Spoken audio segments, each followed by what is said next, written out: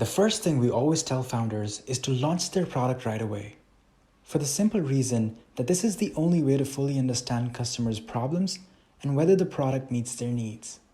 Surprisingly, launching a mediocre product as soon as possible and then talking to customers and iterating is better than waiting to build the perfect product. This is true as long as the product has enough utility that it can function properly. Do things that don't scale.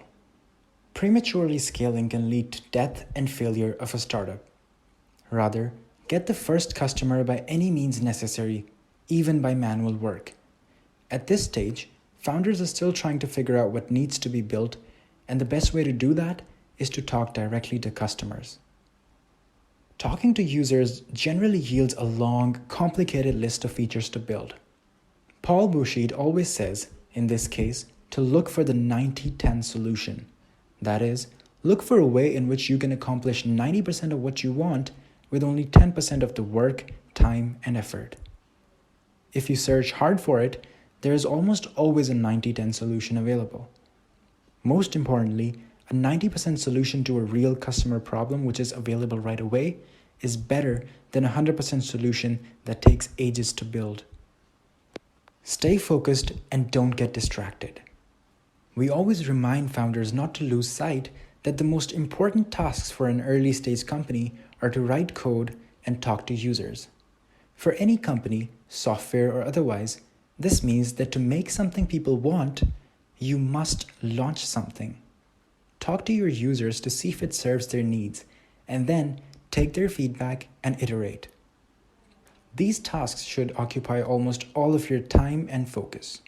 If you're ever confused between which paths you should take, always take the more ambitious one. We often say that a small group of customers who love you is better than a large group who kind of like you. In other words, recruiting 10 customers who have a burning problem is better than 1,000 customers who have a passing annoyance. Some customers can cost way more than they provide in either revenue or learning, in which case it is perfectly fine to let them go. Growth is always a focus for startups, since a startup without growth is usually a failure. However, how and when to grow is often misunderstood.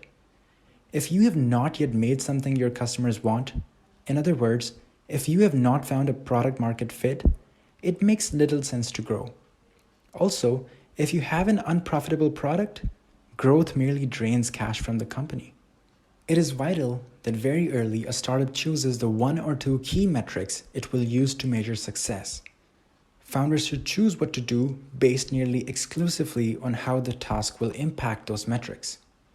When your early stage product isn't working, it's often tempting to immediately build new features to solve every problem the customer seems to have, instead of talking to the customers and focusing on only the most acute problem they have.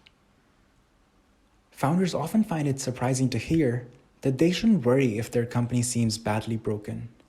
It turns out that nearly every startup has deep, fundamental issues, even those that will end up being billion-dollar companies. Success is not determined by whether you are broke at the beginning, but rather what the founders do about the inevitable problems. It is very difficult as a new startup founder not to obsess about competition and potential. It turns out that spending any time worrying about your competitors is nearly always a very bad idea. There will be a time when that becomes important, but it won't be in the first few years. The best bit of advice is to raise money as quickly as possible and then get back to work. Some of the best companies work with very low initial valuations. The relationships with your co-founders matter more than you think. And open, honest communications between founders makes future debacles much less likely.